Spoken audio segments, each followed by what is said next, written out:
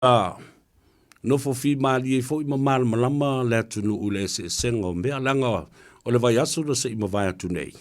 Na fesidi ai se tasi o te baita I tu stala I le feilo inga a le fionga le li pale mia ma le au fasa lau ma le au tu stala le tunu. Na whapea ai ua toe wha ma vai le to whai le li o le tu ia li o la vea. Whatau malama au wawa. I lona tofinga fau lea na whae e ne iai mawala au wina ma tō fia iai e le malo. O le vea lea o le whaululunga.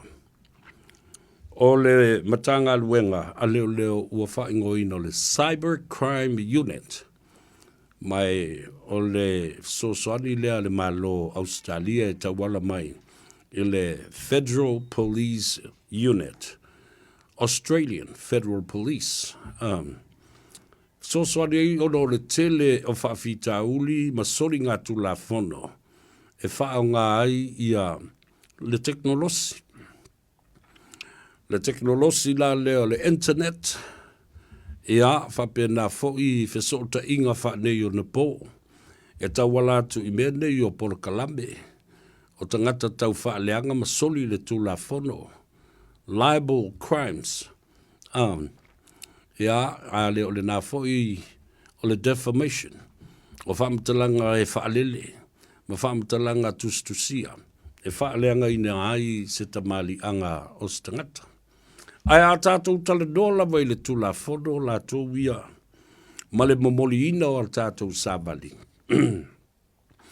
E au noa. Ma le whaaleanga ina o stangata. Tātou te tala noa I le tula fono. Le lawa au mai nei le nata mai ta I tustala. Ai le mautu.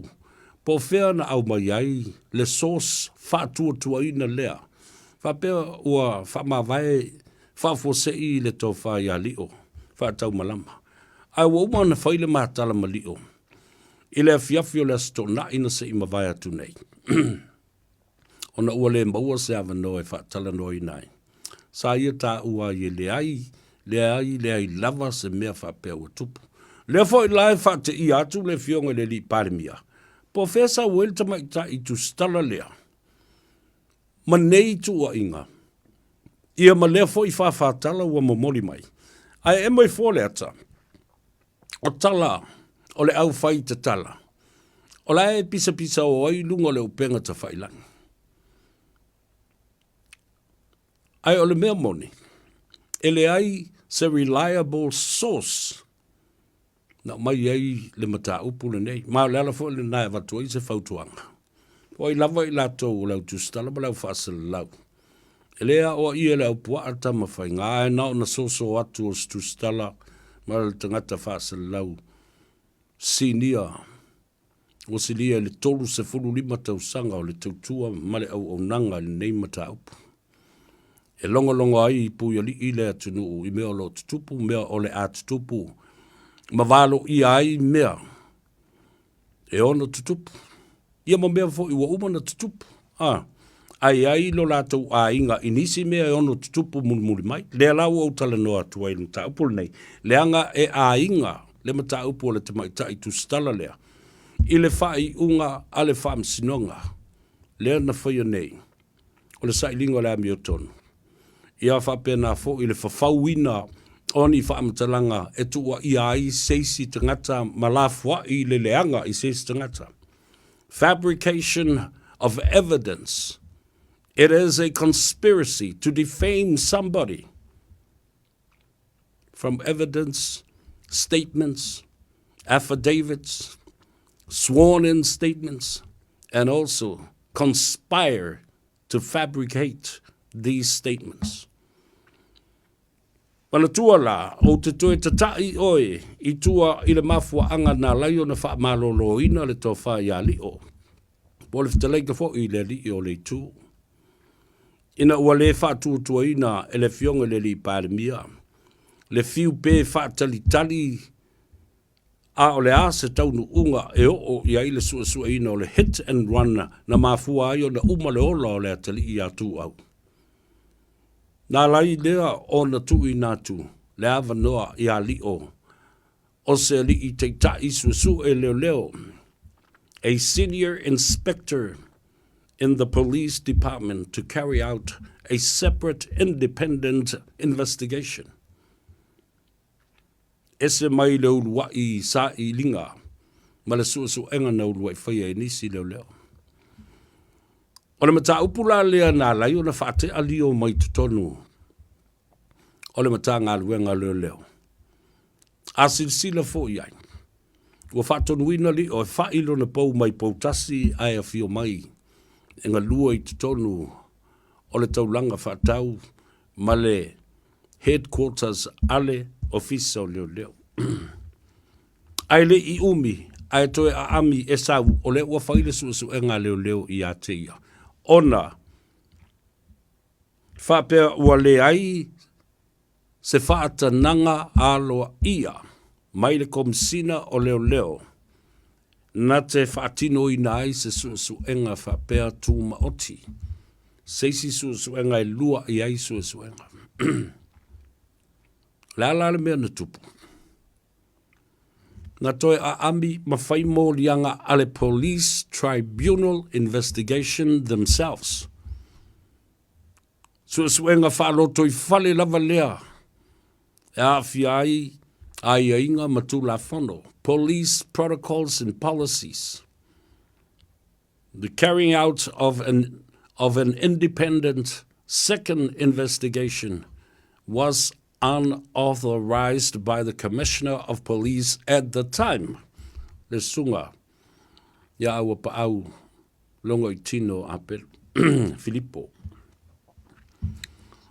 E ala no foi atu le se sengo mene. Lea la na o oiloa.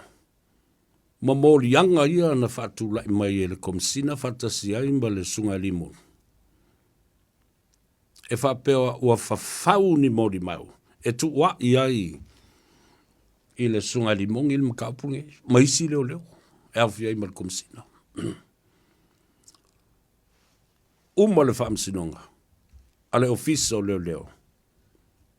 Matuli ai loa. Wha le tau wha I le lio le tu. Lio, lavea, wha malama, a wawa. Susuega nā Leoleo. O le whaitalia le nā Leoleo. A la fui au mai I. Sa iai, ai ngā sa soli e le mwhai. O na avea, le komisina o se Leoleo, oi o se laufali I le taalonga. Toi avea fo ia matamata alo le taalonga. Toi avea fo I o ia ole, wha masino e whaia le wha salanga. Po o ia tuli tua, I le taalonga le whai. Me uma lavala ia, I le wha masinonga leo li o lavala tau ia. It all pertains to the Department and the Internal Investigation of Police Tribunal. Nothing to do with the court of law. O maua mai. This is a local investigation pertaining to the police tribunal themselves. But tino lava ia I lato. O mai loi morianga. Whasoli ngā tula whono I le whaamsinonga. Wha I tū malo. Lea lo lana utou sila matanga I loa iai. Saule I unga le whaamsinonga le nā. Conspiracy to fabricate evidence. Saulo e mamai le ngoa le swafa ta ule leo le tofa ia li o la vea fa tau malamba a wawa. O tau se sile la ia lea, ile ese senga o whaamsinonga nei. The police tribunal versus the criminal court and the district court, the court of law. Dale unga o ia. E te tau ona whaamanino ma whaamarmalama. Ia au whala o le mta upulea. Ia awai ne I toe whaalu whesasi ma le bautonu le atunu. I le whai unga o whaamsinonga nei e lua. O le whasiri la, o le whea o whaamsinonga nei e mawalunga. Police tribunal investigation, their own local court, or the district court. the court of law. Ala le o tō manino iai, sau e mama. O lona winga, ua ala ngā ta tau ai fo i. Ona toi whawhainga luenga ina. Either by invitation or by appointment. Ia lera na sa wale unga lava. O le whai unga le malo, ma le minsta. Ua toe wala au lia. Ele toi wala au lia whapea sau e apalai.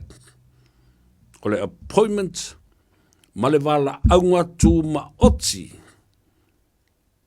Ale a fionga i le minsta o Leoleo. Le kapeneta, ma le pulenga, ale malo.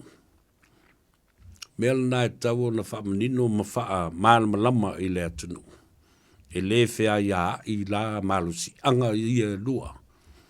E malusi atu, ia le whaamasinonga malona wha i unga. Nai loo o le whaamasinonga wha loto i whale, a Leoleo lava la tōwia. Ia? Finish ai? Umai le nā mata upu e waini toi. Awa o le mea nā lai pepese mai e nei. Tu le epa mai la taufa mai utoi whawhai ngā luenga. E le malo se tangata na soli tu la whanu. E le se soli tu la whanu na whaia. O le soli tu la whanu lava la tauia. O lo o tau leanga i nā i whapea. E le iai se whatonunga. Ma se whatananga mai ile. Komisino Leoleo. E tau ave ai. Se su enga whaapitoa tū maoti. Ele to whaia li o lavea whaatau malama. A Leoleo wa maile ingo le whaamsinonga. Whai tū malo. Ua mama, ma wha mama, ma solo fuai nā mea uma. Ma ua alanga tatawai. Le toi whaafo i mai.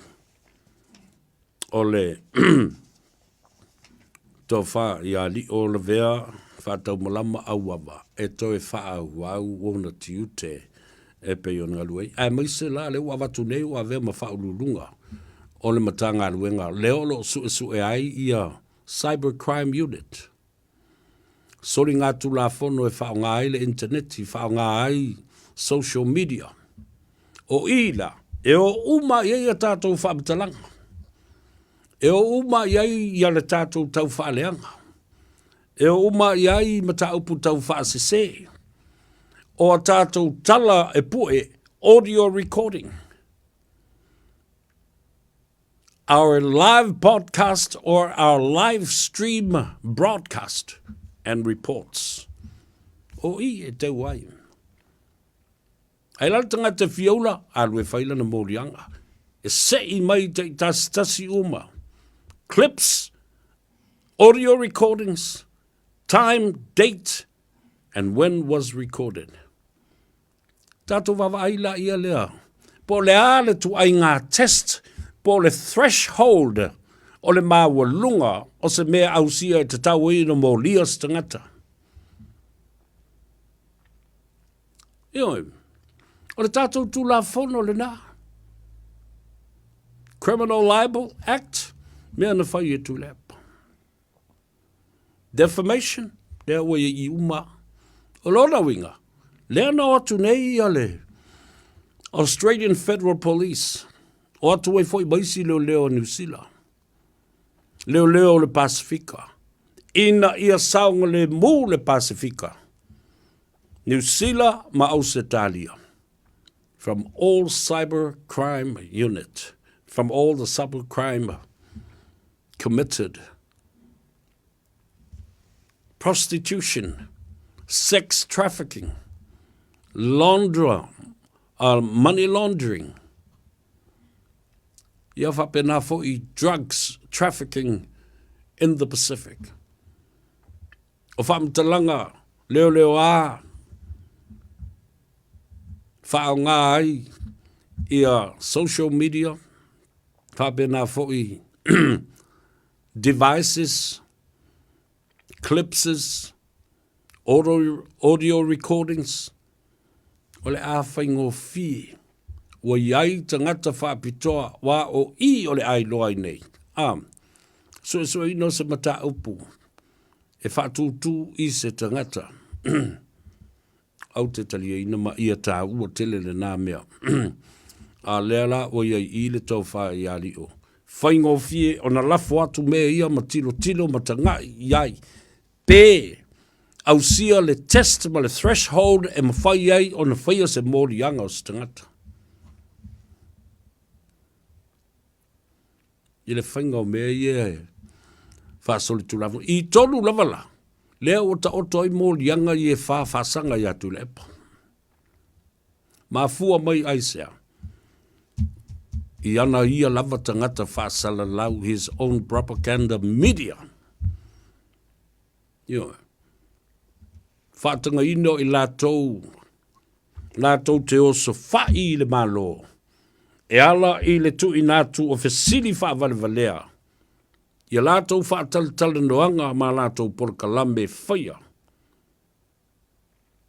Ua le au mai ai, ma vavane mai le ano fale, o le to mai ma anga vaa le lei o le to ina ea ngai ai le malo I se tu langa whaaloalo, ma le mau pue pue. Ai o e whaala taua le langona o le to ina. Whaatū le fe o le to ina. Oso e whaati ngā le loto le toina. Ai lātou te le malmalama. Tula Epa is so sensitive to everything that is happening around his surrounding and his environment. Why? He is the most vulnerable leader of the opposition at this point. Why? Because he will never accept defeat. Why? Because it was unexpected. He never thought that he will lose a general election and then, of course, another by-election and another general election and then, of course, some more by-elections. Nā te le'i mawhauwhauina o le aso loia ma sa sofa lona malo. Ma le toi tū malo. I le whainga pālota mua lau tele lua whelusu maltasi. Wheto ai ma whainga pālota la iti, toi tū fo I le ulu. Toi o mai le whainga pālota tope le snap election o le lua whelusu fulima, toi whaia ina tu fo I isi pālota la iti. Lala nai ala o nau whai atu. Ele oiloa ele autustala ia. Le ti ngao le loto ma le nganga le to ina. Te tau ai o na lato. Wha malulu. I le loto ma le nganga o si toia ina. O lo o mawhatia. Mawhatia I lea. I lona le tali tonu ina. Ala avu umana sauro I tu le. Pau te ofo. O matu te ofo. Tala noi fo I malimonki. We are so surprised by the outcome of the general election 2021, by elections after that, and then the snap election of 2025, and then, of course, the other by-elections too. The unexpected, swift, the narrative has changed. Mea le nāio o mai le teimi le nei. E le mawhai, mai o te tali tonu o le tali tonu le nā. O lo o tu mau e pēa le whali, mawhatia, whanoa noa, ita, le mautonu, le tali tonu ina. Se mea whapea e o le whainga malo tu lepa.